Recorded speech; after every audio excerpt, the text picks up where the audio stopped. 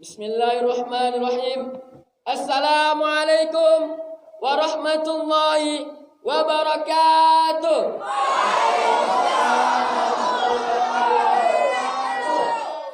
Alhamdulillah. Alhamdulillah hamdan kama amar. Alladzi khalaqasy syamsa wal qamar wal laili id adbar was subhi idza asfar innaha lahidal kubar. Salatan wa salaman ala sayyidil anam Rasulullah sallallahu alaihi wasallam, amma ba'du. Pertama-tama dan yang paling utama, mustahil kedua apalagi ketiga, marilah sama-sama kita panjatkan puji beserta syukur kita kehadirat Allah Subhanahu wa taala, yang mana oleh Allah telah memberikan kita kesehatan, kekuatan, sehingga kita dapat berkumpul di tempat yang berbahagia ini. Andai kata lautan dijadikan tintanya, ranting kayu dijadikan penanya, dan dedaunan dijadikan lembarannya, tidak akan cukup untuk menuliskan nikmat yang telah Allah berikan kepada kita. Salawat bermahkotakan salam, tidak henti-hentinya kita sanjung sajikan kepada seorang Nabi kita. Di jalan inilah Nabi kita diludahi. Di jalan inilah Nabi Musa dikejar oleh pengikutnya. Di jalan ini juga Nabi Ibrahim dibakar hidup-hidup. Bahkan Nabi kita apalagi diludahi, dilempari, dan dicaci maki, bahkan dituduh gila. Beliaulah Nabi Muhammad sallallahu alaihi wasallam, yang mana telah membawa kita dari alam kebodohan menuju ke alam yang penuh dengan ilmu pengetahuan seperti yang kita rasakan saat ini. Andai kata beliau tidak dilahirkan ke alam dunia ini, mungkin apalah jadilah kita. Masa-masa jahiliyah yang sangat mengerikan, bahkan tiada nilainya anak perempuan di mata orang-orang. Yang saya hormati Al-Mukarram, Syekhul Kiram, Wal Muhtaram, Abi beserta keluarga, kita doakan semoga dimudahkan rezeki Allah oleh Allah Subhanahu wa taala, dilancarkan segala urusannya. Yang saya hormati Ustadz dan Ustazah, yang saya hormati kawan-kawan dan abang-abang Ustadz sekalian.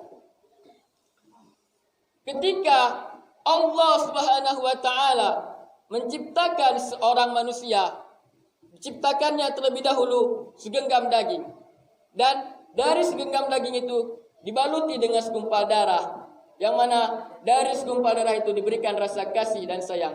Itulah yang namanya hati. Berbicara tentang hati, wahai sahabat, pasti adalah perasaan yang ditujukan kepada lawan jenis. Namun tidak sekedar kepada lawan jenis. Perasaan ataupun cinta itu terbagi kepada Allah dan Rasulnya. Adakala ketika seorang belum dilahirkan, masih dalam kandungan, ia hanya mengenal Allah dan ia hanya mencintai Allah, tidak terbagi cintanya. Namun ketika telah dilahirkan, cintanya pun terbagi, cinta kepada makhluk dan cinta kepada Allah dan Rasulnya. Sehingga ketika dia besar pun, cintanya pun terbagi kepada Allah dan Rasulnya, makhluk, serta kepada lawan jenisnya. Sehingga ia lebih memilih mencintai makhluk, ataupun sehingga dia lebih memilih mencintai seorang lawan jenisnya daripada ibunya. Ya masyarul muslimin rahimakumullah, yang insyaallah dirahmati oleh Allah Subhanahu wa taala. Hidayah itu tidak akan datang kepada orang-orang yang tidak dikehendaki oleh Allah.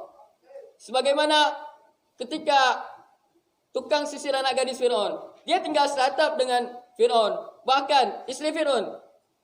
Dia seorang muslimah, tapi dia tidak mengikuti. Nabi Ibrahim dibesarkan di tengah-tengah orang yang menyembah berhala. Kemudian Nabi Ibrahim pun mendapatkan petunjuk. Begitulah kalau kita ibaratkan dengan cinta juga. Orang yang mencintai lawan jenisnya, sepanjang siang dan malam yang menyebut-nyebutnya.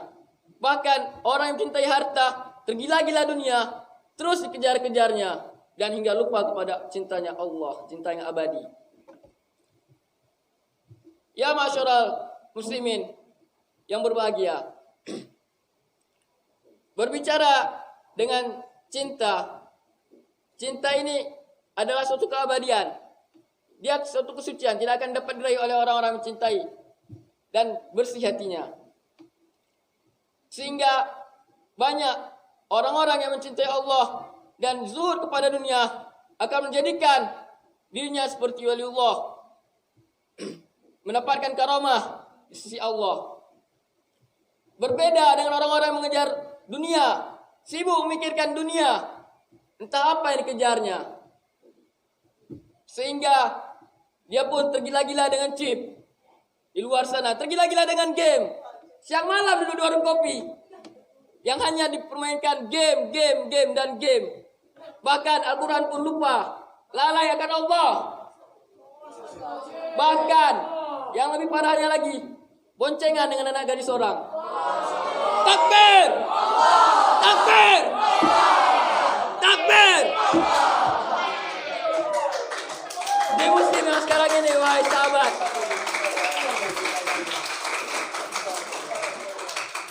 di muslim yang sekarang ini, wahai sahabat, di propaganda barat, di negara-negara barat, umat Islam selalu dipropaganda. Islam itu identik dengan kekerasan, identik dengan peperangan dan terorisme. Selalu dipropagandakan oleh orang-orang negara barat. Sehingga mereka pun membuat satu propaganda yang bernama virus corona. Ini hanya ketakutan publik. Di mana-mana kita lihat, musola-musola, masjid-masjid, imamnya berkata, "Shaf, mohon jarangkan." Apa ini? Sebenarnya sholat itu shafnya dilapatkan, bukan jarangkan. Inilah yang membuat Islam itu lemah. Mereka mau membinasakan Islam, tapi dengan cara perlahan-lahan. Seperti seorang isap rokok.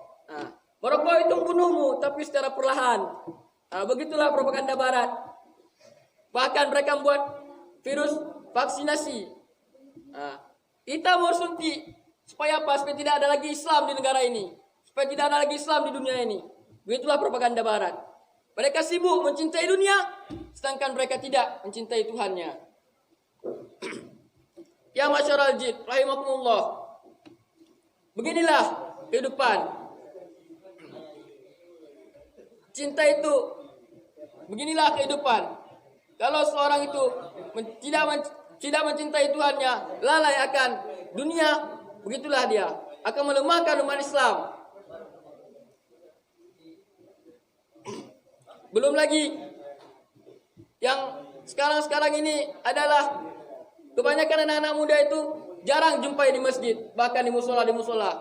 Kebanyakan di warung kopi, seperti yang tadi dikatakan. Dan bahkan sibuk dengan keretanya pergi entah kemana, lupa, lalai akan Allah, sehingga cintanya pun terbagi. Mungkin hanya sekian yang dapat saya sampaikan. Lebih dan kurang saya mohon maaf. Wabillahi taufiq wal hidayah. Assalamualaikum warahmatullahi wabarakatuh.